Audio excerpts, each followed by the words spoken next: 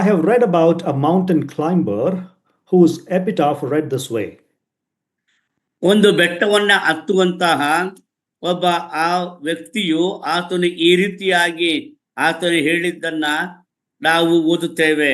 When he died, there was this inscription on his tombstone. ಆತನು ಮರಣ ಹೊಂದಿದನು, ಅವನ ಆ ಒಂದು ಸಮಾಧಿಯ ಕಲ್ಲಿನ ಮೇಲೆ ಈ ರೀತಿಯಾಗಿ ಬರೆಯಲ್ಪಟ್ಟಿತ್ತು. He died climbing. ಆತನು ಹತ್ತುವಾಗಲೇ ಸತ್ತು ಹೋದನು ಅಥವಾ ಮರಣ ಹೊಂದಿದನು. He died climbing. ಆತನು ಹತ್ತುವಾಗಲೇ ಸತ್ತನು. So please keep this illustration at the back of your minds as we explore today's passage. ಇವತ್ತಿನ ಸಂದೇಶವನ್ನ ನಾವು ಹೊರತರುವಾಗ ಈ ಆಲೋಚನೆಯನ್ನ ಅಥವಾ ಈ ಸಂಗತಿಯನ್ನ ನಿಮ್ಮ ಮನಸ್ಸಿನಲ್ಲಿ ಒಂದು ಹಿನ್ನೆಲೆಯಾಗಿ ಇಟ್ಟುಕೊಳ್ಳಿರಿ. I want to raise a couple of significant questions as we stand at this great milestone. ಈ ಒಂದು ಮಹಾ ಮೈಲಿಗಲ್ಲಿನಲ್ಲಿ ನಿಂತಿರುವಾಗ ನಾನು ಕೇಳುವಂತ ಕೆಲವೊಂದು ವಿಷಯಗಳನ್ನ ನೀವೆಲ್ಲರೂ ಕೂಡ ನಿಮ್ಮ ನೆನಪಿನಲ್ಲಿ ಇಟ್ಟುಕೊಳ್ಳಿರಿ. I want to raise a couple of important questions here. ನಾನಿಲ್ಲಿ ಬಹಳ ಪ್ರಾಮುಖ್ಯವಾದಂತ ಕೆಲವೊಂದು ಪ್ರಶ್ನೆಗಳನ್ನ ನಾನು ಎತ್ತುತ್ತೇನೆ, ಅವುಗಳನ್ನ ಆಲೋಚಿಸಿರಿ. How do we go forward from here? ನಾವು ಇಲ್ಲಿಂದ ಹೇಗೆ ಹಿಂತಿರುಗಿ ಹೋಗುತ್ತೇವೆ? Or ಅಥವಾ what should our vision be as we look ahead to the future from here?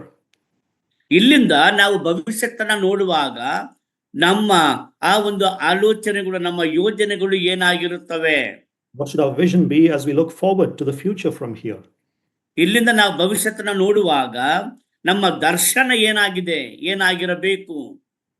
I'm glad Paul answers these questions for us in Philippians chapter 3 verses 12 through 16.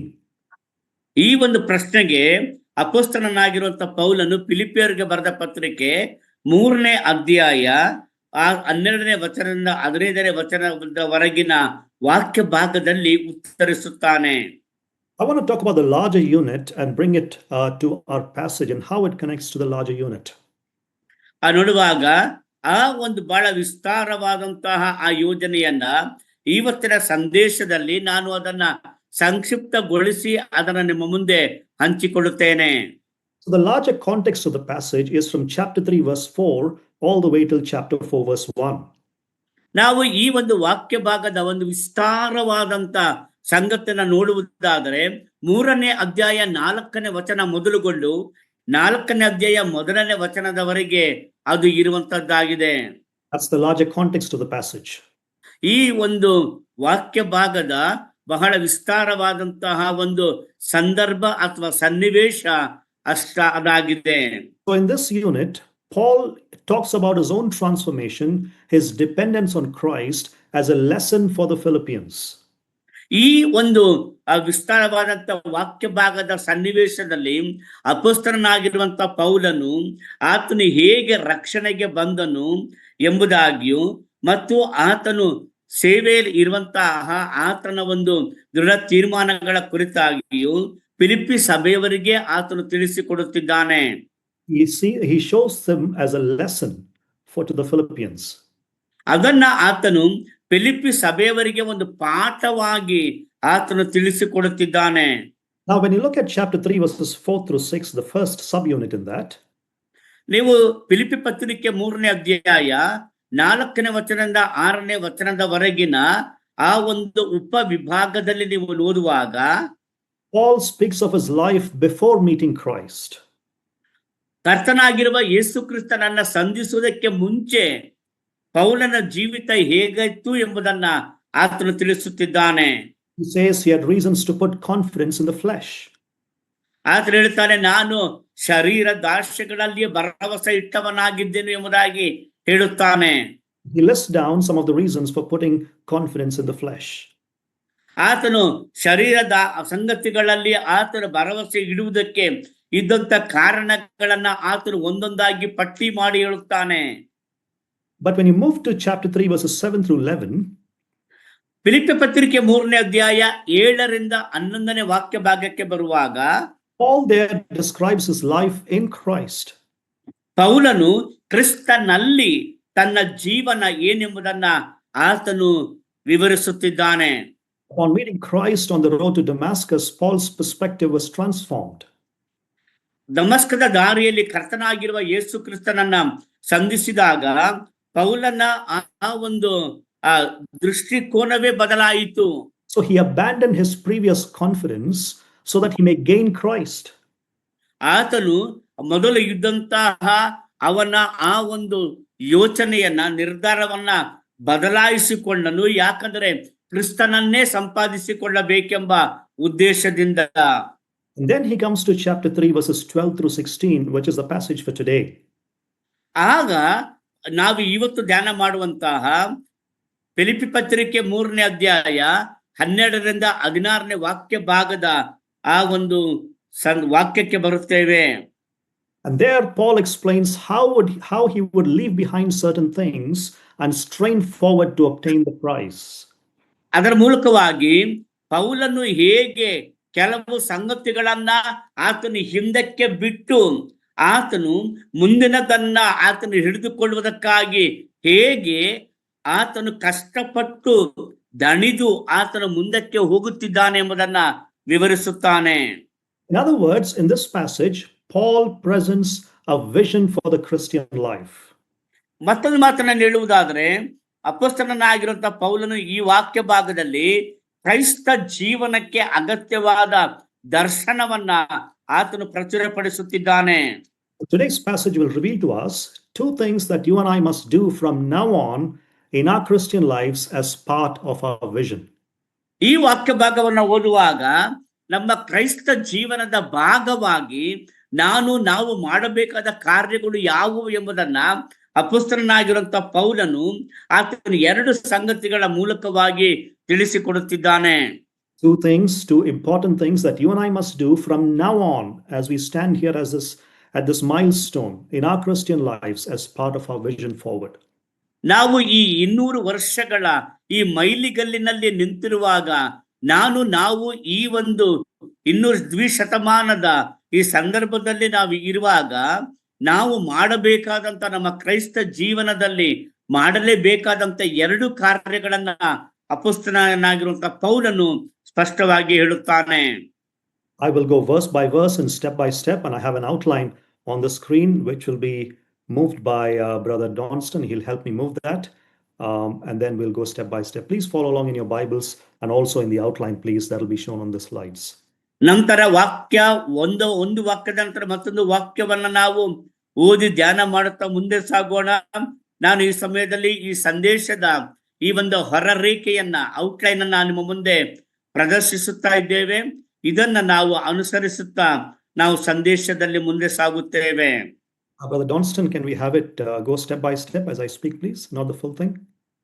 ಆ ಪೂರ್ಣವಾಗಿ ಹಾಕುವುದಕ್ಕಿಂತ ಸೋದರ ಡಾನ್ಸ್ಟನ್ ಅದನ್ನ ಒಂದೊಂದೇ ಪಾಯಿಂಟ್ ಆಗಿ ನಾನು ಹೇಳುವಾಗ ಆಯಾ ಪಾಯಿಂಟ್ಗಳನ್ನು ಮಾತ್ರ ಹಾಕ್ಲಿಕ್ಕೆ ಸಾಧ್ಯವಾ? Okay, we'll move forward and they will look at that. The first thing is that we must always strive towards a final prize of fully knowing Christ. ಮೊದಲನೇದಾಗಿ ನಾವು ಅರ್ಥ ಮಾಡಿಕೊಳ್ಳುವುದು ಏನಂತ ಹೇಳಿದ್ರೆ, ನಮ್ಮ ಅಂತಿಮವಾಗಿ ಕೊನೆಯಲ್ಲಿ ನಾವು ಪಡೆಯುವಂತಹ ಆ ಬಹುಮಾನವಾಗಿರುವ ಕ್ರಿಸ್ತನನ್ನ ಸಂಪೂರ್ಣವಾಗಿ ತಿಳಿದುಕೊಳ್ಳುವುದರ ಕಡೆಗೆ ನಾವು ಬಹಳವಾಗಿ ಪ್ರಯಾಸ ಪಟ್ಟು ಹೋಗಲೇಬೇಕು. Both for us as individuals and for us as assemblies. ನೋಡುವಾಗ ಒಬ್ಬೊಬ್ಬರಾಗಿ ಹಾಗೂ ಸಭೆಯಾಗಿ ನಾವು ಅದಕ್ಕಾಗಿ ನಾವು ಹೋರಾಡಬೇಕು. The pursuit of Christ must be our constant endeavor in life. ಕ್ರಿಸ್ತನನ್ನ ಸಂಪಾದಿಸಿಕೊಳ್ಳಬೇಕೆನ್ನುವುದೇ ನಮ್ಮ ಕ್ರೈಸ್ತ ಜೀವನದಲ್ಲಿ ನಿರಂತರವಾದಂತಹ ಪ್ರಯತ್ನವಾಗಿರಬೇಕು. This is what we see in the life of the Apostle Paul. ಅದನ್ನೇ ನಾವು ಅಪೊಸ್ತಲನಾಗಿರುವ ಪೌಲನ ಜೀವಿತದಲ್ಲಿ ಕಾಣುತ್ತೇವೆ. Paul, confessing that he was not already perfect, made steadfast efforts towards the ultimate prize of fully comprehending Christ. ಅಪೊಸ್ತಲನಾಗಿರುವಂತಹ ಪೌಲನು ಆತನು ಅರಿಕೆ ಮಾಡುವುದೇನೆಂದರೆ, ನಾನು ಪರಿಪೂರ್ಣನಾಗಿಲ್ಲ, ಆದರೂ ನಾನು ಕರ್ತನಾಗಿರುವಂತಹ ಯೇಸು ಕ್ರಿಸ್ತನನ್ನ ಅರಿತುಕೊಳ್ಳುವಂತಹ ಆ ಅಂತಿಮವಾದಂತಹ ಬಹುಮಾನವನ್ನ ಪಡೆದುಕೊಳ್ಳುವುದಕ್ಕೋಸ್ಕರವಾಗಿ ನಾನು ದೃಢವಾದಂತಹ ಎಲ್ಲಾ ಪ್ರಯತ್ನಗಳನ್ನ ಮಾಡುತ್ತಾ ಇದ್ದೇನೆ ಎಂಬುದಾಗಿ ಅರಿಕೆ ಮಾಡುತ್ತಾನೆ. And he says three things about it, and I want to go one by one. It's on the slide there.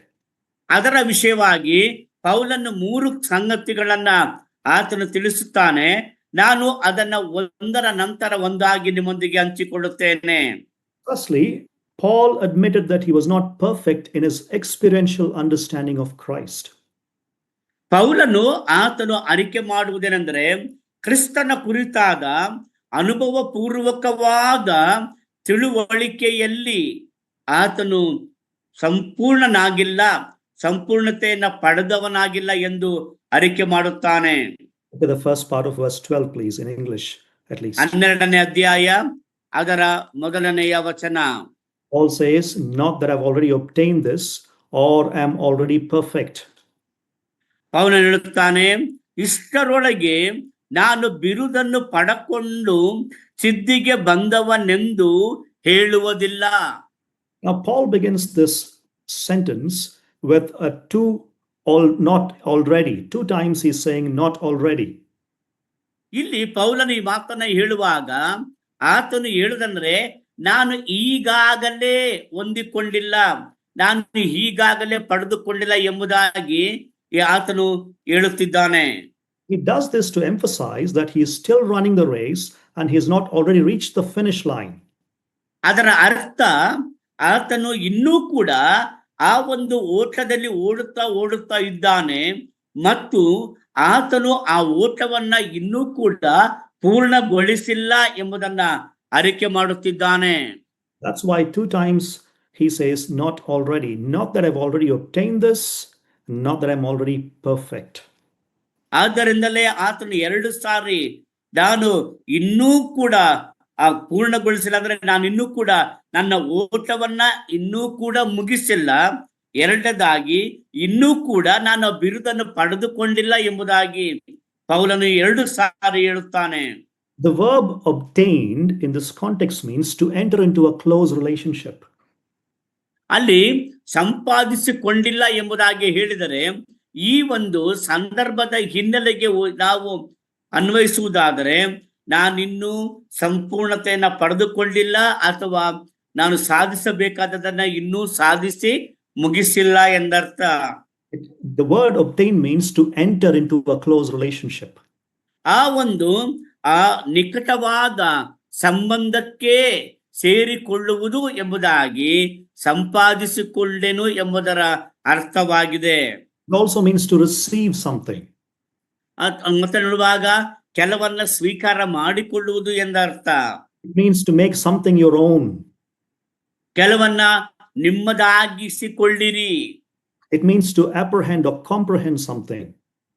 ಅದರ ಅರ್ಥ ನೀವು ಕೆಲವನ್ನ ಗ್ರಹಿಸಿಕೊಳ್ಳುವಿರಿ, ಕೆಲವನ್ನ ನೀವು ಹೊಂದಿಕೊಳ್ಳುವಿರಿ ಎಂದರ್ಥ, ಅರಿತುಕೊಳ್ಳುವಿರಿ ಎಂದರ್ಥ. So Paul's point here is that he has not already fully apprehended Christ. ಇಲ್ಲಿ ಪೌಲನ ಮಾತೇನೆಂದರೆ ಪೌಲನು ಇನ್ನೂ ಕೂಡ ಕರ್ತನಾಗಿರುವ ಯೇಸು ಕ್ರಿಸ್ತನನ್ನ ಸಂಪೂರ್ಣವಾಗಿ ಆತನು ಗ್ರಹಿಸಿಕೊಂಡಿಲ್ಲ ಅಥವಾ ಅರಿತುಕೊಂಡಿಲ್ಲ ಎಂಬುದಾಗಿ ಹೇಳುವುದೇ ಆಗಿದೆ. Now Paul was grasped by Christ, apprehended by Christ on the road to Damascus. ಪೌಲನು ಆ ಒಂದು ದಮಸ್ಕದ ದಾರಿಯಲ್ಲಿ ಹೋಗುವಾಗ ಕರ್ತನಾಗಿರುವ ಯೇಸು ಕ್ರಿಸ್ತನಿಂದ ಆತನು ಅರಿಯಲ್ಪಟ್ಟನು ಅಥವಾ ತಿಳಿಯಲ್ಪಟ್ಟನು. And ever since then, he has desired to grasp and comprehend Christ.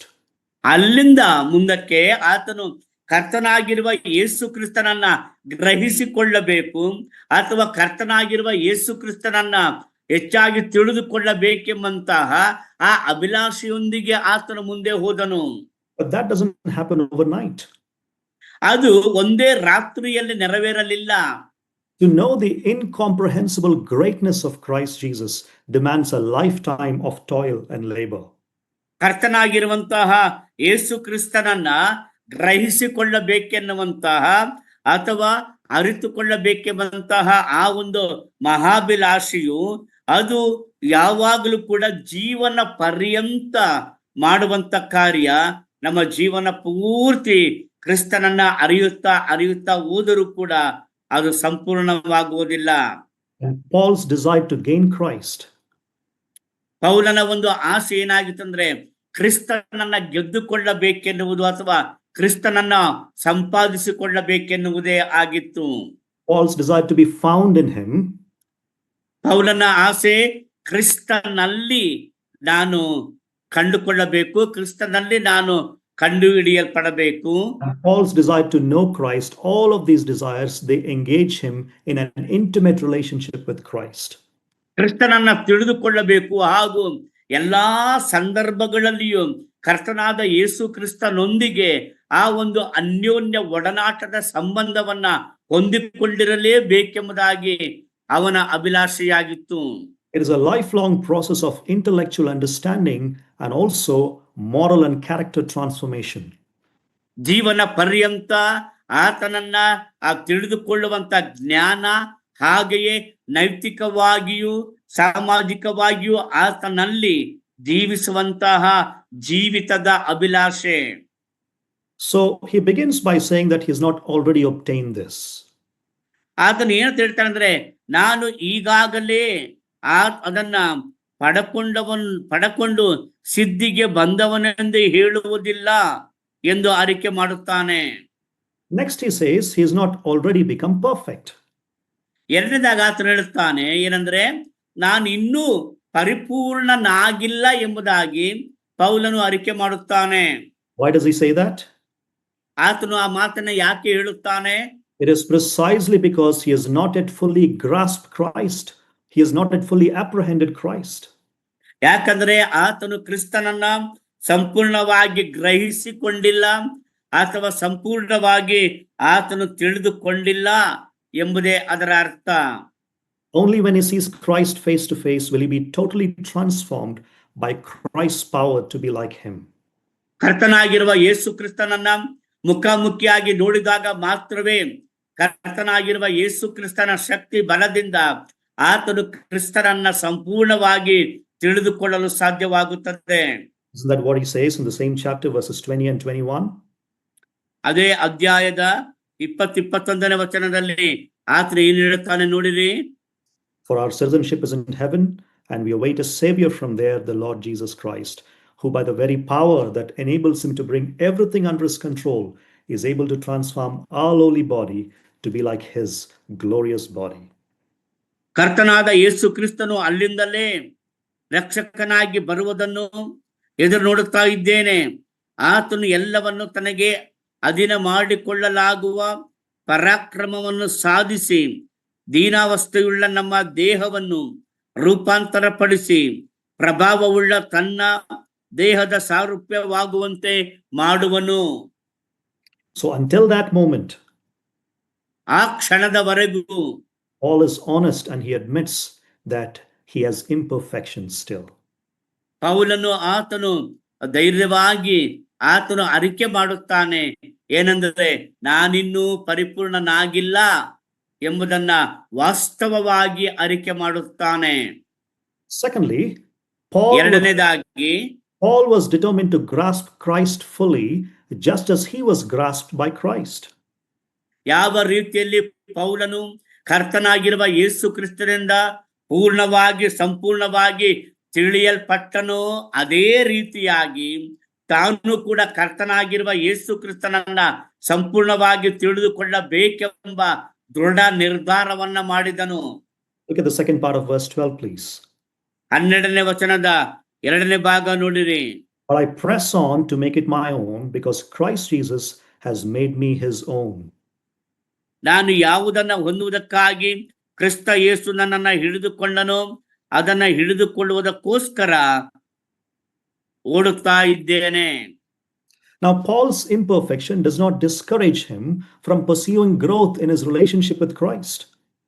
ಪೌಲನ ಆ ಒಂದು ಪರಿಪೂರ್ಣತೆ ಇಲ್ಲದಂತ ಸಂಗತಿಯು ಆತನು ಆ ಕ್ರಿಸ್ತನನ್ನ ಪೂರ್ಣವಾಗಿ ಗ್ರಹಿಸಿಕೊಳ್ಳುವ ತಿಳಿದುಕೊಳ್ಳುವಂತಹ ಆ ಒಂದು ಪ್ರಯತ್ನದಲ್ಲಿ ಅದು ಯಾವಾಗಲೂ ಹಿನ್ನಡೆಯನ್ನ ಉಂಟು ಮಾಡಲಿಲ್ಲ.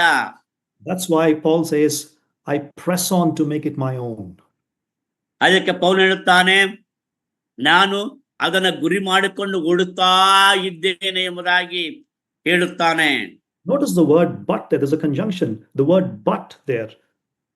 ಅಲ್ಲಿ ನೋಡುವಾಗ ಆದರೆ ಎಂಬುದಾಗಿ ಪೌಲನು ಹೇಳುವಂತ ಮಾತನ್ನ ಅಲ್ಲಿ ನಾವು ನೋಡೋಣ. It reveals Paul's unrelenting determination to press on. He wants to move on.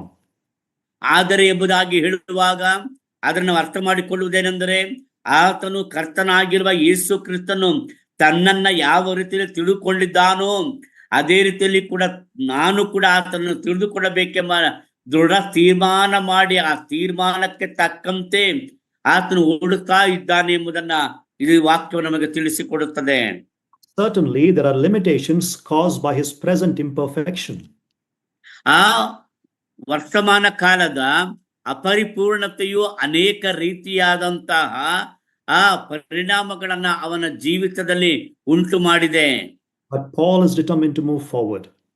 ಆದರೂ ಅವುಗಳ ನಡುವೆಯೇ ಆತನು ಮುಂದೆ ಸಾಗುವುದಕ್ಕಾಗಿ ಪ್ರಯತ್ನ ಬಿಡದೆ ಮುಂದುವರಿಯುವುದಕ್ಕಾಗಿ ದೃಢ ತೀರ್ಮಾನವನ್ನ ಪೌಲನು ಮಾಡಿದ್ದಾನೆ. He says, I press on. ಆತನು ಹೇಳುತ್ತಾನೆ, ನಾನು ಓಡುತ್ತಾ ಇದ್ದೇನೆ, ಗುರಿ ಮಾಡಿಕೊಂಡು ಓಡುತ್ತಾ ಇದ್ದೇನೆ. The term press on means to move rapidly towards a goal. ಅಲ್ಲಿ ನಾನು ಗುರಿ ಮಾಡಿಕೊಂಡು ಓಡುತ್ತಾ ಇದ್ದೇನೆ ಎಂಬುದಾಗಿ ಹೇಳುವಾಗ ಆತನು ಒಂದು ಗುರಿ ಇದೆ, ಆ ಗುರಿಯ ಕಡೆಗೆ ಆತನು ವೇಗವಾಗಿ ಅದನ್ನು ತಲುಪುವುದಕ್ಕೋಸ್ಕರವಾಗಿ ಓಡುತ್ತಿದ್ದಾನೆ ಎಂದರ್ಥ. If you go back to chapter 3 and verse 6, 3ನೇ ಅಧ್ಯಾಯ 16ನೇ ವಚನಕ್ಕೆ ಬಂದಾಗ Paul, where he is talking about his life prior to coming to Christ, ಕ್ರಿಸ್ತನ ಬಳಿಗೆ ಬರಲಿಕ್ಕೆ ಮುಂಚೆ ಅವನ ಜೀವಿತ ಹೇಗಿತ್ತು ಎಂಬುದನ್ನ ಪೌಲನು ತನ್ನ ಮಾತಿನಲ್ಲಿ ಆತನು ಹೇಳುವಾಗ Paul used the same word in verse 6 to prove that he was zealous to the point of persecuting the church. ನೋಡುವಾಗ ಆತನ ಮತಾಸಕ್ತಿಯನ್ನು ನೋಡಿದರೆ ನಾನು ಕ್ರೈಸ್ತ ಸಭೆಯ ಹಿಂಸಕನು ಎಂಬುದಾಗಿ ತನ್ನ ಕುರಿತಾಗಿ ಆತನು ಹೇಳುತ್ತಾನೆ. And Paul used the same word to prove that he was zealous in persecuting the church. ಸಭೆಯನ್ನ ಹಿಂಸೆ ಪಡುವುದರಲ್ಲಿ ಆತನು ಎಷ್ಟು ಮತಾಸಕ್ತಿಯುಳ್ಳವನಾಗಿದ್ದನು ಎಂಬುದನ್ನ ಪೌಲನು ಒತ್ತಿ ಹೇಳುತ್ತಾನೆ. He's using the same word there as well. ಅದೇ ಪದ ಅಲ್ಲಿಯೂ ಕೂಡ ಬಳಸಲ್ಪಟ್ಟಿದೆ. So previously, his zeal for the law drove him to run after and pursue the church. ಆತನ ಒಂದು ಮತಾಸಕ್ತಿ ಏನಾಗಿತ್ತು ಹಿಂದೆ ಅಂದರೆ, ಆತನ ಸಭೆಗಳಿಗೆ ಹೋಗಿ ಸಭೆಗಳಲ್ಲಿ ಇರುವಂತವ್ರನ್ನ ಹಿಂಸೆ ಪಡಿಸಿ ಅವರನ್ನ ಹೊರಕ್ಕೆ ಎಳೆದುಕೊಂಡು ಬರಬೇಕೆನ್ನುವುದೇ ಅವನ ಮತಾಸಕ್ತಿಯಾಗಿತ್ತು. Now Paul is using the word press on in a different context. He's saying he's running after and pursuing Christ. He wants to know Christ more and more. ಈಗ ಆತನು ತನ್ನ ಆ ಒಂದು ಒತ್ತು ಕೊಡುವ ಸಂಗತಿಯನ್ನ ಬದಲಾಯಿಸಿ ಹೇಳುತ್ತಾನೆ, ಕ್ರಿಸ್ತನನ್ನು ಹೆಚ್ಚಾಗಿ ತಿಳಿದುಕೊಳ್ಳಬೇಕು, ಕ್ರಿಸ್ತನನ್ನ ಸಂಪಾದಿಸಿಕೊಳ್ಳಬೇಕೆನ್ನುವಂತಹ ಆ ದೃಢ ನಿರ್ಧಾರವನ್ನ ಆತನು ಈ ವಾಕ್ಯದಲ್ಲಿ ಪ್ರಕಟಿಸುತ್ತಿದ್ದಾನೆ. Press on to make it my own. ನನ್ನದಾಗಿ ಆ ಬಿರುದನ್ನ ನಾನು ಪಡಕೊಳ್ಳಬೇಕೆಂದು, ನನ್ನದಾಗಿಸಿಕೊಳ್ಳಬೇಕೆಂದು ನಾನು ಗುರಿ ಮಾಡಿಕೊಂಡು ಓಡುತ್ತಾ ಇದ್ದೇನೆ. Now, what is the ultimate reason for Paul's pursuit of knowing Christ? ಕ್ರಿಸ್ತನನ್ನು ನಾನು ತಿಳಿದುಕೊಳ್ಳಲೇಬೇಕೆಂಬುದಾಗಿ ಪೌಲನು ಮಾಡುವಂತಹ ಈ ಒಂದು ಸತತ ಪ್ರಯತ್ನಗಳಿಗೆ ಕಾರಣವಾದರೂ ಏನು? Look at the verse there. Because Christ Jesus has made me his own. ನೋಡುವಾಗ ಅಲ್ಲಿ ಹೇಳುತ್ತಾನೆ, ಕರ್ತನಾಗಿರುವ ಯೇಸು ಕ್ರಿಸ್ತನು ನನ್ನನ್ನು ತನ್ನವನನ್ನಾಗಿ ಮಾಡಿಕೊಂಡಿದ್ದಾನೆ. Christ's apprehension of Paul means that Paul has been captured by Christ. ನೋಡುವಾಗ ಪೌಲನ ಆ ಒಂದು ಜೀವಿತವನ್ನ ನೋಡುವಾಗ ಅವನಿಗಿದ್ದಂತಹ ಆ ಒಂದು ತಿಳುವಳಿಕೆ ಏನಂತಂದ್ರೆ, ಕ್ರಿಸ್ತನು ತನ್ನನ್ನ ತಿಳುಕೊಂಡಿದ್ದಾನೆ ಅನ್ನುವುದೇ. He's been taken hold of by Christ. ಕ್ರಿಸ್ತನಿಂದಲೇ ಆತನು ಆ ನಿಯಂತ್ರಣಕ್ಕೆ ತೆಗೆದುಕೊಳ್ಳಲ್ಪಟ್ಟಿದ್ದಾನೆ. Christ will not let go of him. ಕರ್ತನಾಗಿರುವ ಯೇಸು ಕ್ರಿಸ್ತನು ಪೌಲನ ಬಿಟ್ಟು ಹೋಗುತ್ತಾ ಇಲ್ಲ, ಹೋಗುವುದಿಲ್ಲ. And because Paul has been captured by Christ, ಅಪೊಸ್ತಲನಾದ ಪೌಲನು ಕರ್ತನಾಗಿರುವ ಯೇಸು ಕ್ರಿಸ್ತನಿಂದ ಆತನು ಹಿಡಿಯಲ್ಪಟ್ಟವನಾಗಿರುವುದರಿಂದ Paul has all the reason he needs to pursue Christ. ಪೌಲನು ಕರ್ತನಾಗಿರುವಂತ ಯೇಸು ಕ್ರಿಸ್ತನನ್ನ ಆತನು ಪ್ರಯತ್ನ ಮಾಡಿ ಆತನನ್ನ ಸಂಪಾದಿಸಿಕೊಳ್ಳುವುದಕ್ಕೆ ತಿಳಿದುಕೊಳ್ಳುವುದಕ್ಕೆ ಎಲ್ಲಾ ರೀತಿಯಾದಂತ ಸಾಧ್ಯತೆಗಳು ಕೂಡ ಇವೆ. Paul has all the endurance and the assurance and the joy that he needs to pursue Christ. ಕ್ರಿಸ್ತನನ್ನ ಸಂಪಾದಿಸಿಕೊಳ್ಳುವುದಕ್ಕಾಗಿ ಹೊಂದಿಕೊಳ್ಳುವುದಕ್ಕಾಗಿ ಬೇಕಾದಂತಹ ಆ ಸಂತೋಷ, ಸಮಾಧಾನ ಹಾಗೂ ಎಲ್ಲವುಗಳು ಕೂಡ ಪೌಲನಿಗೆ ಅವು ಇದ್ದೇ ಇವೆ. He is running hard after Christ with his heart wide open to receive Christ because he has already been received by Christ Jesus himself. ಕರ್ತನಾಗಿರುವ ಯೇಸು ಕ್ರಿಸ್ತನಿಂದ ಈಗಾಗಲೇ ಆತನು ಪಡೆದುಕೊಂಡವನಾಗಿರುವುದರಿಂದ ಪೌಲನ ಒಂದೇ ಒಂದು ಆಶೆ, ಎಲ್ಲ ಪ್ರಯತ್ನಗಳ ಮೂಲಕವಾಗಿ, ಎಲ್ಲ ಸತತ ಪ್ರಯತ್ನಗಳ ಮೂಲಕವಾಗಿ ನಾನು ಸಹ ಕರ್ತನಾಗಿರುವ ಯೇಸು ಕ್ರಿಸ್ತನನ್ನ ತಿಳಿದುಕೊಳ್ಳಬೇಕು, ಗ್ರಹಿಸಿಕೊಳ್ಳಲೇಬೇಕೆನ್ನುವಂತಹ ಆ ಆಲೋಚನೆಯಲ್ಲಿ ಓಡುತ್ತಾ ಇದ್ದಾನೆ. So Paul was determined to grasp Christ fully, just as he was grasped by Christ. ಯಾವ ರೀತಿಯಲ್ಲಿ ಕರ್ತನಾಗಿರುವ ಯೇಸು ಕ್ರಿಸ್ತನು ಪೌಲನನ್ನ ತಿಳುಕೊಂಡನೋ, ಗ್ರಹಿಸಿಕೊಂಡನೋ, ಅದೇ ರೀತಿಯಲ್ಲಿ ಪೌಲನು ಕೂಡ ಕರ್ತನಾಗಿರುವ ಯೇಸು ಕ್ರಿಸ್ತನನ್ನ ತಿಳುಕೊಳ್ಳಬೇಕು, ಗ್ರಹಿಸಿಕೊಳ್ಳಬೇಕು ಎನ್ನುವಂತಹ ದೃಢ ತೀರ್ಮಾನವನ್ನ ಮಾಡಿದವನಾಗಿದ್ದನು. Thirdly, ಮೂರನೇದಾಗಿ Paul made it his singular focus to attain the goal for the prize of fully knowing Christ. ಅಪೊಸ್ತಲನಾಗಿರುವಂತಹ ಪೌಲನು ಕರ್ತನಾಗಿರುವ ಯೇಸು ಕ್ರಿಸ್ತನನ್ನ ಸಂಪೂರ್ಣವಾಗಿ ತಿಳಿದುಕೊಳ್ಳುವ ಜ್ಞಾನವೆಂಬ ಆ ಬಹುಮಾನವನ್ನ ತನ್ನದಾಗಿಸಿಕೊಳ್ಳುವುದಕ್ಕಾಗಿ ಆತನು ಎಲ್ಲಾ ಪ್ರಯತ್ನಗಳನ್ನ ಆತನು ಮಾಡುತ್ತಾ ಇದ್ದಾನೆ, ಎಲ್ಲಾ ಕಷ್ಟಗಳನ್ನ ಆತನು ಸಹಿಸಿಕೊಳ್ಳುತ್ತಾ ಇದ್ದಾನೆ. Look at verses 13 and 14. He says, "Brothers, I do not consider that I've made it my own, but one thing I do, forgetting what lies behind and straining forward to what lies ahead, I press on toward the goal for the prize of the upward call of God in Christ Jesus." 13-14 ವಚನ. ಸಹೋದರರೇ, ನಾನಂತೂ ಹಿಡಿದುಕೊಂಡವನೆಂದು ನನ್ನನ್ನು ಈವರೆಗೂ ಎಣಿಸಿಕೊಳ್ಳುವುದಿಲ್ಲ.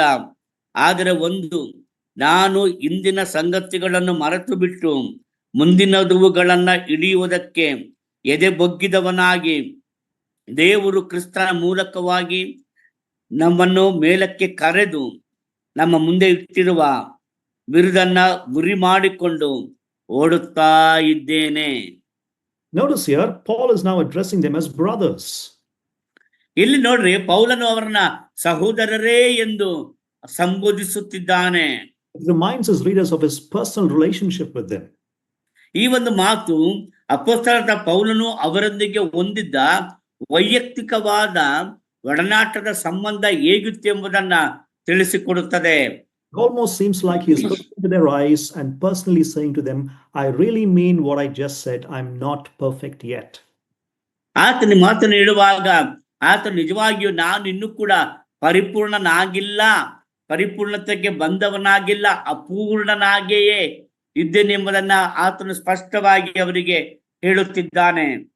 After a careful assessment of himself, Paul draws a perfect conclusion, perfectly rational conclusion. I do not consider that I've made it my own.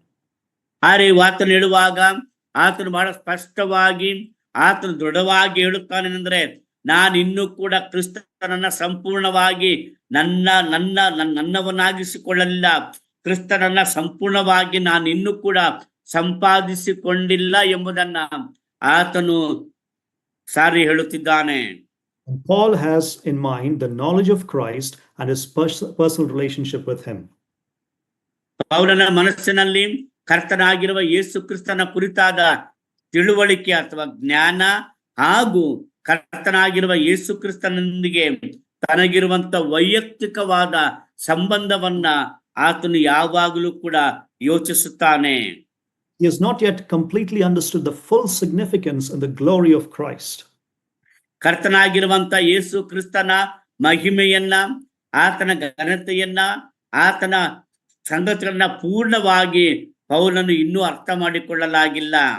He recognizes that his partial knowledge of Christ is a long way away from knowing Christ as much as he desires to know him. ಪೌಲನು ಎಷ್ಟರ ಮಟ್ಟಿಗೆ ಕರ್ತನಾಗಿರುವ ಯೇಸು ಕ್ರಿಸ್ತನನ್ನ ತಿಳಿದುಕೊಳ್ಳಬೇಕೆಂದು ಅಥವಾ ಅರಿತುಕೊಳ್ಳಬೇಕೆಂಬುದಾಗಿ ಇಷ್ಟಪಟ್ಟನೋ ಅದು ಇನ್ನೂ ಕೂಡ ಆಗಿಲ್ಲ. ಆ ಒಂದು ಉದ್ದೇಶವನ್ನ ಪೂರ್ಣಗೊಳಿಸಲಿಕ್ಕೆ ದೀರ್ಘ ಕಾಲದ ಪ್ರಯಾಣ ಇನ್ನೂ ನನ್ನ ಮುಂದಿದೆ ಎಂಬುದಾಗಿ ಪೌಲನು ಹೇಳುತ್ತಿದ್ದಾನೆ. That's why he says in the next phrase, but one thing I do. ಆದ್ದರಿಂದಲೇ ಪೌಲನು ಆ ವಾಕ್ಯದಲ್ಲಿ ಹೇಳುತ್ತಾನೆ, ಆದರೆ ಒಂದನ್ನ ನಾನು ಮಾಡುತ್ತೇನೆ ಎಂದು. Paul is elaborating what he spoke about in verse 12 here. 12ನೇ ವಚನದಲ್ಲಿ ಪೌಲನು ಏನು ಹೇಳಿದ್ದಾನೋ ಅದನ್ನ ಇಲ್ಲಿ ಆತನು ವಿವರಣೆಯೊಂದಿಗೆ ಹೇಳುತ್ತಿದ್ದಾನೆ, ವಿವರಿಸಿ ಹೇಳುತ್ತಿದ್ದಾನೆ. And he is using a metaphor from the athletics. ಆತನು ಇದನ್ನ ಹೇಳುವಾಗ ಒಬ್ಬ ಓಟಗಾರನ ಚಿತ್ರಣವನ್ನ, ಓಟಗಾರನ ರೂಪಕವನ್ನ ಆತನು ಹೇಳುತ್ತಿದ್ದಾನೆ. He is picturing himself as a runner who is using every muscle and all of his strength on the goal to win the prize. ಯಾವ ರೀತಿಯಲ್ಲಿ ಒಬ್ಬ ಓಟಗಾರನು ಆತನು ಓಡಿ ಓಡಿ ಓಡಿ ಆ ಬಿರುದನ್ನ ಪಡೆದುಕೊಳ್ಳುವುದಕ್ಕಾಗಿ ತನ್ನ ಇಡೀ ದೇಹವನ್ನ ಮಾಂಸ ಖಂಡಗಳನ್ನ ಆತನು ಹೇಗೆ ಅದಕ್ಕಾಗಿ ಸಿದ್ಧಪಡಿಸಿಕೊಂಡು ಓಡುತ್ತಾನೋ ಆ ಓಟಗಾರನಿಗೆ ತನ್ನನ್ನು ಹೋಲಿಸಿಕೊಳ್ಳುತ್ತಿದ್ದಾನೆ. This is the highest priority in his life. ಅದೇ ಅವನ ಜೀವನದಲ್ಲಿದ್ದಂತಹ ಅತ್ಯುನ್ನತವಾದಂತಹ ಆದ್ಯತೆ ಅಥವಾ ಪ್ರಾಧಾನ್ಯತೆಯಾಗಿತ್ತು. But one thing I do, says Paul. ಅವರು ಹೇಳ್ತಾನೆ, ನಾನು ಒಂದನ್ನು ಮಾಡುತ್ತೇನೆ. It captivates his full attention and it demands his total concentration. ಆತನು ಸಂಪೂರ್ಣವಾದಂತಹ ಆ ಒಂದು ಗಮನವನ್ನ ಕೊಟ್ಟು ಆ ಒಂದು ಸಂಪೂರ್ಣವಾದಂತಹ ಯಶಸ್ಸನ್ನ ಪಡೆಯುವುದಕ್ಕೆ ಆತನು ಪ್ರಯತ್ನಿಸುತ್ತಿದ್ದಾನೆ. All his thoughts, all his emotions, all his decisions are focused on this one fixed point, this one thing. ಅವನ ಎಲ್ಲ ಆಲೋಚನೆಗಳು, ಅವನ ಎಲ್ಲ ಆಶೆಗಳು, ಅವನ ಎಲ್ಲ ರೀತಿಯಾದಂತಹ ಸಂಗತಿಗಳು ಅದೆಲ್ಲವೂ ಕೂಡ ಆತನ ಒಂದು ಮನೋಭಾವ ಎಲ್ಲವೂ ಕೂಡ ಆ ಒಂದು ಗುರಿಯನ್ನು ಮಾತ್ರ ಅದು ಯೋಚಿಸುವಂತದ್ದಾಗಿತ್ತು. ಅದಕ್ಕೆ ಮಾತ್ರ ಆತನು ಆದ್ಯತೆಯನ್ನು ಕೊಟ್ಟವನಾಗಿದ್ದನು. He is singularly focused on the goal to win the prize, this one thing. ಆ ಒಂದು ಮಾಡುತ್ತೇನೆ ಎಂಬುದಾಗಿ ಹೇಳುವಾಗ ಆತನು ಏಕ ದೃಷ್ಟಿಕೋನವನ್ನ, ಆತನು ಒಂದೇ ಒಂದು ಗುರಿಯನ್ನ ಹೊಂದಿದ್ದಾನೆ. ಅಂದ್ರೆ ನಾನು ಆ ಗುರಿಯನ್ನ ಸಾಧಿಸಿ ಬಹುಮಾನವನ್ನ ಪಡೆದುಕೊಳ್ಳಬೇಕೆನ್ನುವುದೇ. So there are three parts in this illustration that he gives here. ಇಲ್ಲಿ ಪೌಲನು ಕೊಡುತ್ತಿರುವಂತಹ ಈ ಒಂದು ಚಿತ್ರಣದಲ್ಲಿ ಅಥವಾ ರೂಪಕದಲ್ಲಿ 3 ಅಂಶಗಳಿವೆ. First, he is picturing the runner as somebody who is not distracted by other things. ಇಲ್ಲಿ ಒಬ್ಬ ಓಟಗಾರನನ್ನ ಆತನು ಚಿತ್ರಿಸುತ್ತಾನೆ. ಆ ಓಟಗಾರನು ಓಡುವಾಗ ಸುತ್ತಮುತ್ತಲು ಬರುವಂತಹ ಯಾವುದೇ ರೀತಿಯಾದಂತಹ ಗಮನವನ್ನ ಬೇರೆ ಕಡೆಗೆ ಸೆಳೆಯುವಂತಹ ಸಂಗತಿಗಳಿಂದ ದೂರವಾಗಿ ಗುರಿಯನ್ನೇ ನೋಡಿಕೊಂಡು ಓಡುತ್ತಿದ್ದಾನೆ. What is the phrase? Forgetting what lies behind. ನೋಡುವಾಗ ಅಲ್ಲಿ ನೋಡ್ತೀವಿ, ಹೇಳ್ತಾನೆ, ನಾನು ಹಿಂದಿನವುಗಳನ್ನು ಮರೆತು ಬಿಟ್ಟು. The imagery is of a runner who is focusing all his energy on the goal without being distracted. ಇಲ್ಲಿ ನೋಡುವಾಗ ಈ ಒಬ್ಬ ಓಟಗಾರನ ಸಂಪೂರ್ಣ ಶಕ್ತಿ, ಬಲ, ಗಮನ ಎಲ್ಲವೂ ಕೂಡ ಆ ಗುರಿಯನ್ನ ಸಾಧಿಸಿ ಆ ಒಂದು ಗುರಿಯನ್ನ ಅಥವಾ ಬಹುಮಾನವನ್ನ ಸಂಪಾದಿಸಿಕೊಳ್ಳಬೇಕೆನ್ನುವುದರಲ್ಲಿಯೇ ಇದೆ. He is not looking back to see who's running behind him. ನನ್ನ ಹಿಂದೆ ಯಾರು ಓಡ್ತಾ ಇದ್ದಾರೆ ಎಂಬುದಾಗಿ ಅವನು ಹಿಂದೆ ತಿರುಗಿ ನೋಡುತ್ತಾ ಇಲ್ಲ. He says, forgetting what lies behind. ಆತನು ಹೇಳುತ್ತಾನೆ, ಅದೆಲ್ಲವನ್ನ ಹಿಂದಿನವುಗಳೆಲ್ಲವನ್ನ ಮರೆತು ಬಿಟ್ಟವನಾಗಿ ಮುಂದಕ್ಕೆ ಓಡುತ್ತಿದ್ದೇನೆ. Paul does not tell us what are the things behind him that he is forgetting. ಪೌಲನು ಆತನು ಮರೆತು ಬಿಡುವಂತಹ ಸಂಗತಿಗಳು ಹಿಂದೆ ಅಂತ ಹೇಳ್ತಾನೆ. ಆ ಹಿಂದಿನವುಗಳು ಯಾವುವು? He does not tell us that. ಅದನ್ನ ಪೌಲನು ಹೇಳುತ್ತಾ ಇಲ್ಲ. Nor does he teach us how to forget these kinds of things. ಅಥವಾ ಈ ಹಿಂದಿನ ಸಂಗತಿಗಳನ್ನ ಮರೆಯುವುದು ಹೇಗೆ ಎಂಬುದನ್ನು ಕೂಡ ಆತನು ನಮಗೆ ಕಲಿಸಿಕೊಡುತ್ತಾ ಇಲ್ಲ.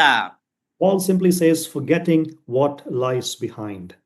ಆದ್ರೆ ಪೌಲನು ಸರಳವಾಗಿ ಆತ ಹೇಳುತ್ತಾನೆ, ನಾನು ಇಂದಿನವುಗಳನ್ನ ಮರೆತು ಬಿಟ್ಟವನಾಗಿ ಓಡುತ್ತಿದ್ದೇನೆ.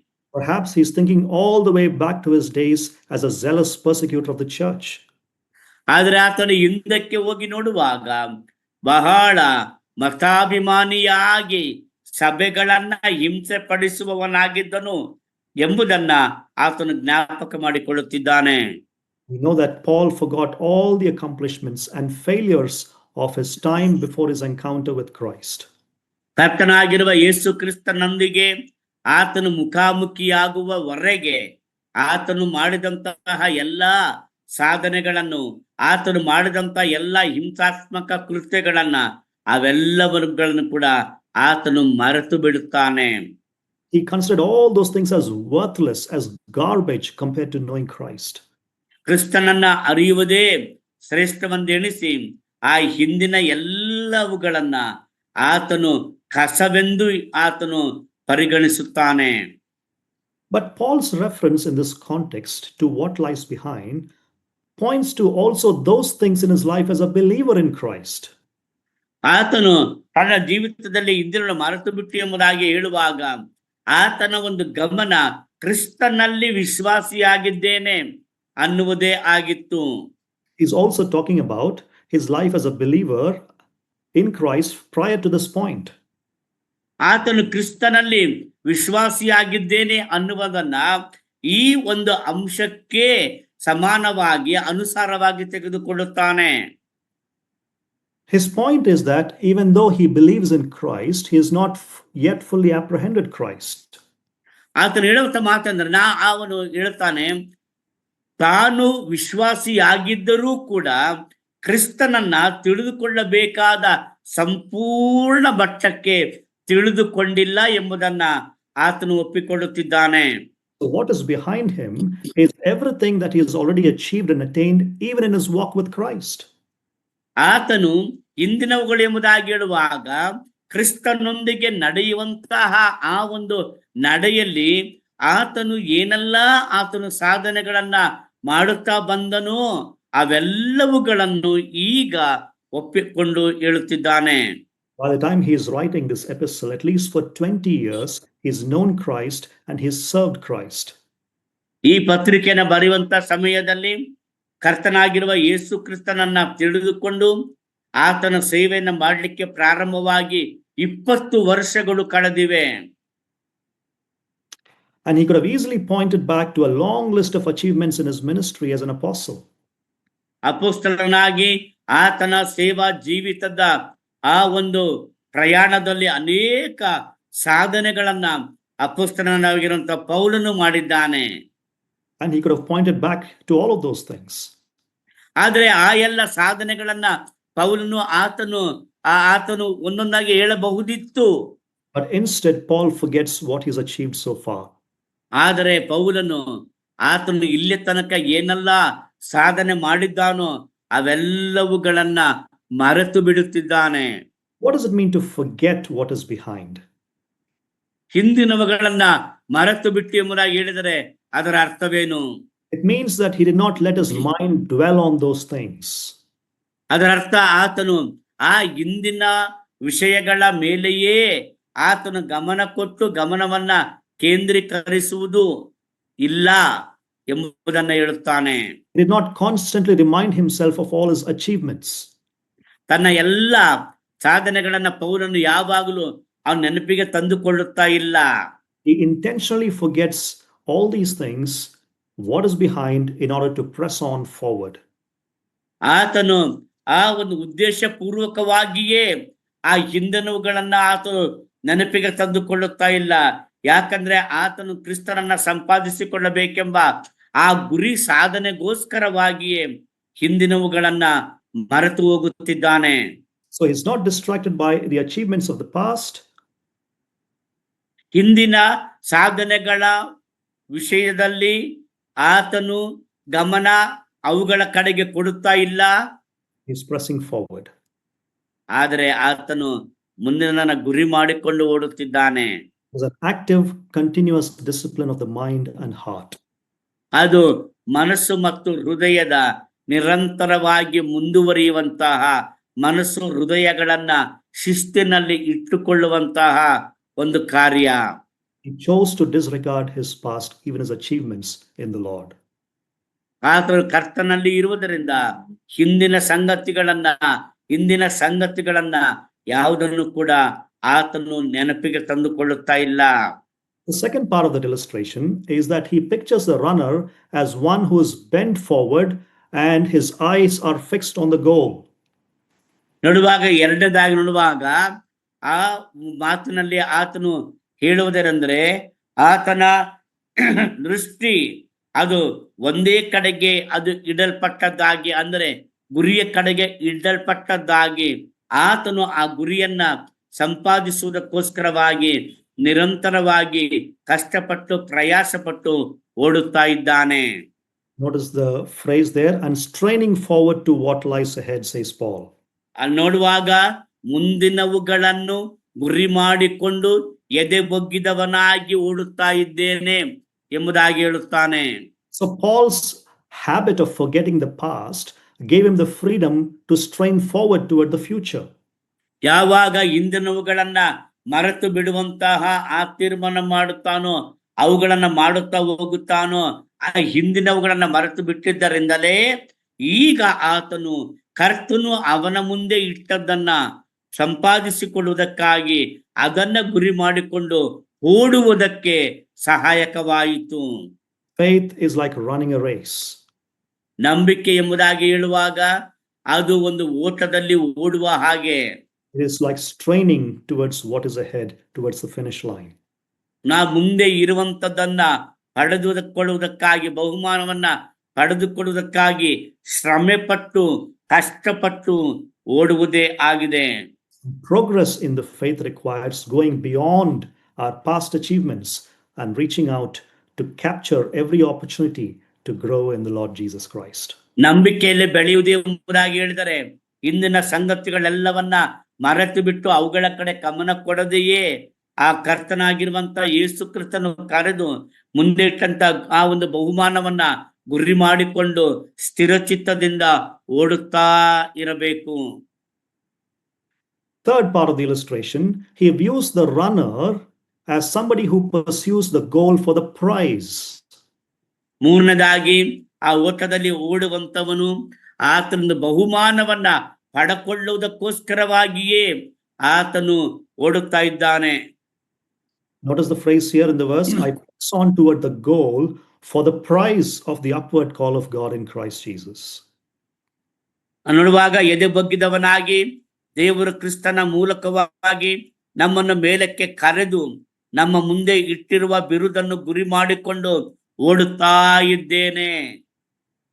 Paul is talking about the finish line, the goal of the race here. ಪೌಲನು ಇಲ್ಲಿ ಆತನು ಮುಗಿಸಬೇಕಾದಂತ ತೀರಿಸಬೇಕಾದಂತ ಗುರಿ ಸಾಧನೆಯ ಕುರಿತಾಗಿ ಇಲ್ಲಿ ಮಾತಾಡುತ್ತಿದ್ದಾನೆ. In this race, he is not yet at the finish line. ಆತನು ಹೇಳುವಾಗ ಓಡುತ್ತಾ ಇದ್ದೇನೆ ಅಂದ್ರೆ ನಾನಿನ್ನೂ ಕೂಡ ನನ್ನ ಓಟವನ್ನ ಮುಗಿಸಿಲ್ಲ ಎಂದರ್ಥ. He has not yet completed the race. ಆತನು ಆ ಓಟವನ್ನ ಆತನು ಇನ್ನೂ ಕೂಡ ಮುಗಿಸಿಲ್ಲ ಎಂದರ್ಥ. So he must press on. ಮತ್ತು ಆತನು ಓಡುತ್ತಾ ಇದ್ದಾನೆ. For the second time, Paul is using the verb press on here. ಎರಡನೇ ಸಾರಿ ಪೌಲನು ಆತನು ಗುರಿ ಮಾಡಿಕೊಂಡು ಓಡುತ್ತಾ ಇದ್ದೇನೆ ಎಂಬುದಾಗಿ ಹೇಳುತ್ತಾನೆ. It means to move forward decisively towards a goal. ಅದರ ಅರ್ಥ ಆತನು ಸಂಪೂರ್ಣವಾಗಿ ಆ ಒಂದು ಗುರಿಯ ಕಡೆಗೆ ಗಮನ ಕೊಟ್ಟು ಅದನ್ನೇ ನೋಡಿಕೊಂಡು ಓಡುತ್ತಾ ಇದ್ದೇನೆ ಎಂಬುದಾಗಿ ಪೌಲನು ಹೇಳುತ್ತಾನೆ. It talks about Paul's daily pursuit of his goal. ಅದು ಅಪೊಸ್ತಲನಾದ ಪೌಲನು ಪ್ರತಿ ದಿನವೂ ಕೂಡ ಆ ಒಂದು ಗುರಿ ಸಾಧನೆಯನ್ನೇ ಗುರಿಯಾಗಿಟ್ಟುಕೊಂಡು ಆತನು ಅದನ್ನೇ ಹೊಂದಿಕೊಳ್ಳುವುದಕ್ಕಾಗಿ ಓಡುತ್ತಿದ್ದಾನೆ. He keeps on running, he never gives up. ಆತನು ಓಡುತ್ತಲೇ ಇದ್ದಾನೆ, ಆದರೆ ಓಡುವುದನ್ನ ಆತನು ಎಂದಿಗೂ ಕೂಡ ಬಿಟ್ಟು ಕೊಟ್ಟಿಲ್ಲ. And as he looks at the goal, he disregards everything else but the goal. ಆತನ ಒಂದು ಆ ಗುರಿಯನ್ನ ನೋಡಿದಾಗ ಉಳಿದದೆಲ್ಲವನ್ನ ಮರೆತು ಬಿಡುತ್ತಾನೆ, ಹಿಂದಿನವುಗಳನ್ನ ಮರೆತು ಬಿಡುತ್ತಾನೆ. ಅವನ ದೃಷ್ಟಿ ಆ ಒಂದು ಗುರಿ ಅಥವಾ ಬಹುಮಾನದ ಮೇಲೆ ಮಾತ್ರವೇ ಇಡಲ್ಪಟ್ಟಿದೆ. And what is the reason for running this race of faith in Christ? ಹಾಗಾದ್ರೆ ಕ್ರಿಸ್ತನಲ್ಲಿ ಆ ನಂಬಿಕೆಯ ಓಟವನ್ನ ಆ ಓಡುವುದಕ್ಕೆ ಕಾರಣವಾದರೂ ಏನು? It is for the prize of the upward call of God in Christ Jesus. ದೇವರು ನನ್ನನ್ನ ಮೇಲಕ್ಕೆ ಕರೆದು ನನ್ನ ಮುಂದೆ ಇಟ್ಟಿರುವ ಆ ಬಿರುದನ್ನ ಗುರಿ ಮಾಡಿಕೊಂಡು ಓಡುತ್ತಾ ಇದ್ದೇನೆ. His prize is gaining Christ fully and completely. ಈ ಒಂದು ಪದವಿ ಅಥವಾ ಈ ಒಂದು ಬಹುಮಾನ ಏನೆಂದರೆ ಕರ್ತನಾಗಿರುವ ಯೇಸು ಕ್ರಿಸ್ತನನ್ನ ಸಂಪೂರ್ಣವಾಗಿ ತಿಳಿದುಕೊಂಡು ಆತನನ್ನ ಸಂಪಾದಿಸಿಕೊಳ್ಳಬೇಕೆನ್ನುವುದೇ. The future goal of winning that prize captured Paul's complete attention and life itself. ಈ ಒಂದು ಗುರಿ ಸಾಧನೆ ಮಾಡಿ ಕ್ರಿಸ್ತನನ್ನ ಸಂಪಾದಿಸಿಕೊಳ್ಳಬೇಕೆನ್ನುವಂತಹ ಅವನ ಮನಸ್ಸು ಸಂಪೂರ್ಣವಾಗಿ ಕ್ರಿಸ್ತನಿಂದಲೇ ಆವರಿಸಲ್ಪಟ್ಟದ್ದಾಗಿದೆ. So in application, let me ask you this question very sincerely as I ask myself this question. ಈ ಒಂದು ಪ್ರಶ್ನೆಯನ್ನ ನನಗೆ ನಾನೇ ಹಾಕಿಕೊಂಡ ಹಾಗೆ ಪ್ರಾಮಾಣಿಕವಾಗಿ ನಿಮಗೂ ಕೂಡ ಈ ಪ್ರಶ್ನೆಯನ್ನ ಕೇಳುತ್ತೇನೆ. What efforts are we taking to obtain the prize of the full knowledge of Christ Jesus? ಕರ್ತನಾಗಿರುವ ಯೇಸು ಕ್ರಿಸ್ತನನ್ನು ಸಂಪೂರ್ಣವಾಗಿ ತಿಳಿದುಕೊಳ್ಳಬೇಕೆಂಬ ಆ ಪದವಿ ಅಥವಾ ಆ ಬಹುಮಾನವನ್ನ ನಾವು ಪಡೆದುಕೊಳ್ಳುವುದಕ್ಕೋಸ್ಕರವಾಗಿ ನಾವು ಏನೆಲ್ಲಾ ಪ್ರಯತ್ನಗಳನ್ನ ಮಾಡುತ್ತಾ ಇದ್ದೇವೆ. You know, brothers and sisters, as we celebrate 200 years of the Brethren movement this week, ಈ ವಾರ ಕರ್ತನಲ್ಲಿ ಪ್ರಿಯ ಸಹೋದರ ಸಹೋದರಿ, ನಾವೆಲ್ಲರೂ ಕೂಡ ಸಹೋದರರ ಸಭೆಗಳ ಸಂಚಲನ, ಆಂದೋಲನ ಅಥವಾ ಚಳುವಳಿ ಪ್ರಾರಂಭವಾಗಿ 200 ವರ್ಷಗಳಾಗಿರುವುದನ್ನ ನಾವು ಈಗ ಆಚರಿಸುತ್ತಾ ಸಂಭ್ರಮಿಸುತ್ತಿರುವಂತಹ ಈ ಗಳಿಗೆಯಲ್ಲಿ it is a good time for some serious introspection. ನಾವು ಗಂಭೀರವಾಗಿ ನಮ್ಮನ್ನ ಮನಶೋಧನೆ ಮಾಡಿಕೊಳ್ಳಬೇಕಾದ ಸಮಯವಿದಾಗಿದೆ. Has the busyness of our lives distracted us from that one thing? ನಮ್ಮ ಜೀವನದಲ್ಲಿ ಮಾಡುವಂತ ವ್ಯವಹಾರಗಳು ಆ ಒಂದೇ ಒಂದು ಗುರಿ, ಕ್ರಿಸ್ತನನ್ನ ಅರಿತುಕೊಳ್ಳಬೇಕೆಂಬಂತ ಗುರಿಯಿಂದ ನಮ್ಮ ಗಮನವನ್ನ ಬೇರೆ ಕಡೆಗೆ ಸೆಳೆಯುತ್ತಾ ಇದ್ದಾವ? Has the influence of unnecessary voices in our lives distracted us from that one thing? ಅನಗತ್ಯವಾದಂತಹ ಸ್ವರಗಳು ನಮ್ಮ ಜೀವನದಲ್ಲಿ ನಾವು ಕೇಳಿಸಿಕೊಳ್ಳುವಂತ ಅನಗತ್ಯ ಸ್ವರಗಳು ನಮ್ಮ ಆ ಒಂದೇ ಗುರಿಯ ಕಡೆಗೆ ಇರುವ ಗಮನವನ್ನ ಬೇರೆ ಕಡೆಗೆ ಸೆಳೆಯುತ್ತಾ ಇವೆಯಾ? Or has friendship with the world distracted us from that one thing? ಅಥವಾ ಲೋಕದಲ್ಲಿ ಇರುವಂತಹ ಸ್ನೇಹ ಅಥವಾ ಸ್ನೇಹಿತರು ಆ ಒಂದೇ ಗುರಿಯಿಂದ ನಮ್ಮ ಗಮನವನ್ನ ಬೇರೆ ಕಡೆಗೆ ಸೆಳೆಯುತ್ತಾ ಇವೆಯಾ? Brothers and sisters, since we have not yet attained the full knowledge of Christ, we must make it our one singular goal for life. ಪ್ರಿಯ ಸಹೋದರ ಸಹೋದರಿ, ನಾವಿನ್ನು ಕೂಡ ಕ್ರಿಸ್ತನ ಆ ಒಂದು ಪರಿಪೂರ್ಣತೆಯನ್ನು ನಾವು ತಲುಪದೆ ಆ ಗುರಿಯನ್ನ ಮುಟ್ಟದೆ ಇರುವುದರಿಂದ ನಮ್ಮ ಜೀವಿತದಲ್ಲಿ ನಾವು ಯಾವಾಗಲೂ ಕೂಡ ಆ ಗುರಿಯ ಕಡೆಗೆ ನಾವು ಹೋಗುವಂತಹ ಆ ತೀರ್ಮಾನವನ್ನ ಮಾಡುವಾಗ ನಾವು ಈ ವಿಷಯದಲ್ಲಿ ಗಂಭೀರವಾಗಿ ಯಾವ್ಯಾವುದು ನಮ್ಮ ಗಮನವನ್ನು ಸೆಳೆಯುತ್ತವೆಯೋ ಅವುಗಳ ವಿಷಯವಾಗಿ ಗಂಭೀರವಾಗಿ ನಾವು ಯೋಚಿಸಬೇಕು. That should be the highest priority of our lives. ಅದೇ ನಮ್ಮ ಜೀವನದ ಉನ್ನತ ಧ್ಯೇಯವಾಗಿರಬೇಕು. It must capture all of our attention, all of our energies, that one thing. ಆ ಒಂದೇ ಒಂದು ಎನ್ನುವಂಥದ್ದು ನಮ್ಮ ಎಲ್ಲ ಶಕ್ತಿಯನ್ನ, ನಮ್ಮ ಎಲ್ಲ ಗುರಿಯನ್ನ, ನಮ್ಮ ಎಲ್ಲವುಗಳನ್ನ ಅದು ಒಂದೇ ಹಿಡಿದಿಟ್ಟುಕೊಂಡದ್ದಾಗಿರಬೇಕು. You know, there's a temptation to drop out of the race. ಈಗಲೂ ಕೂಡ ಆ ಒಂದು ಓಟದಿಂದ ನಮ್ಮನ್ನ ಆ ತಪ್ಪಿಸುವುದಕ್ಕಾಗಿ ಅನೇಕ ಶೋಧನೆಗಳು ಬರುತ್ತವೆ, ನಾವು ಓಡದ ಹಾಗೆ ಮಾಡುವುದಕ್ಕಾಗಿ. There's a temptation to simply enjoy life. ಶೋಧನೆ ಏನಂತ ಹೇಳಿದ್ರೆ ಆ ಗುರಿಯನ್ನು ನೋಡಬೇಡ, ಜೀವನವನ್ನ ಆನಂದಿಸು, ಹರ್ಷ ಪಡು ಎಂಬುದಾಗಿ ಹೇಳುವಂತ ಶೋಧನೆ. And such temptations make us set our minds on earthly things. ಅಂತಹ ಶೋಧನೆಗಳು ನಾವು ನಮ್ಮ ಮನಸ್ಸನ್ನ ಈ ಭೂಲೋಕದ ಸಂಗತಿಗಳ ಮೇಲೆ ಇಡುವಂತೆ ನಮ್ಮನ್ನು ಶೋಧಿಸುತ್ತವೆ. I want to challenge you this morning as I challenge myself. Don't fall into that trap. ಇವತ್ತು ಬೆಳಗ್ಗೆ ನನಗೆ ನಾನೇ ಸವಾಲು ಹಾಕಿಕೊಂಡ ಹಾಗೆ ನಿಮಗೂ ಕೂಡ ಸವಾಲು ಕೊಡುತ್ತೇನೆ. ದಯಮಾಡಿ ಅಂತಹ ಆ ವಂಚನೆಯ ಜಾಲದೊಳಗೆ ಬೀಳಬೇಡಿರಿ. You're someone who's been slacking off. I plead with you this morning to repent and come back to the Lord and pursue Christ with all your zeal and all your strength. ಅಂತಹ ಸಂಗತಿಗಳಲ್ಲಿ ಸಿಲುಕಿಕೊಂಡವರು ಯಾರಾದರೂ ಇದ್ದರೆ ನಾನು ಕೇಳುತ್ತೇನೆ ಹೇಳುತ್ತೇನೆ ಅಂದ್ರೆ ದಯಮಾಡಿ ಕರ್ತನಾಗಿರುವ ಯೇಸು ಕ್ರಿಸ್ತನ ಬಳಿಗೆ ಬನ್ನಿರಿ. ಆತನನ್ನ ಅರಿಯುವಂತಹ ಆ ಒಂದು ಉತ್ಸಾಹ, ಆ ಒಂದು ಉಲ್ಲಾಸ, ಆ ಒಂದು ಆಸಕ್ತಿಯನ್ನ ಇನ್ನೂ ಹೆಚ್ಚು ಮಾಡಿಕೊಳ್ಳಿರಿ. And pursue Christ with all your strength. ನಿಮ್ಮ ಎಲ್ಲಾ ಶಕ್ತಿ ಬಲದೊಂದಿಗೆ ಕ್ರಿಸ್ತನನ್ನೇ ನೀವು ಸಂಪಾದಿಸಿಕೊಳ್ಳಿರಿ. Make that your one goal for life. ನಿಮ್ಮ ಜೀವನಕ್ಕೆ ಅದೊಂದೇ ಗುರಿ, ಕ್ರಿಸ್ತನನ್ನ ಅರಿಯಬೇಕು, ಕ್ರಿಸ್ತನನ್ನ ಸಂಪಾದಿಸಿಕೊಳ್ಳಬೇಕೆನ್ನುವಂತಹ ಆ ಒಂದೇ ಸಂಗತಿಯನ್ನು ನಿಮ್ಮ ಜೀವನದ ಗುರಿಯನ್ನಾಗಿಸಿಕೊಳ್ಳಿರಿ. So in verses 12 through 14, we saw that we must always strive towards our final prize of fully knowing Christ.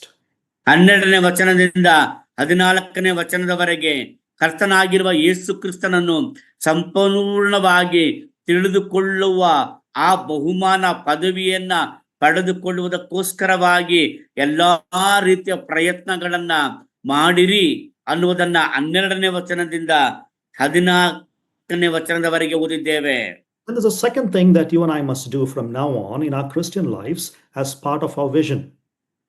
ನಮ್ಮ ದರ್ಶನದ ಭಾಗವಾಗಿ ನಮ್ಮ ಜೀವನ ಮಾಡಬೇಕಾದಂತ ಮತ್ತೊಂದು ಕಾರ್ಯವನ್ನ ನಾವು ಇಲ್ಲಿ ನೋಡುತ್ತೇವೆ, ಎರಡನೆಯ ಅಂಶವಾಗಿ ನೋಡುತ್ತೇವೆ.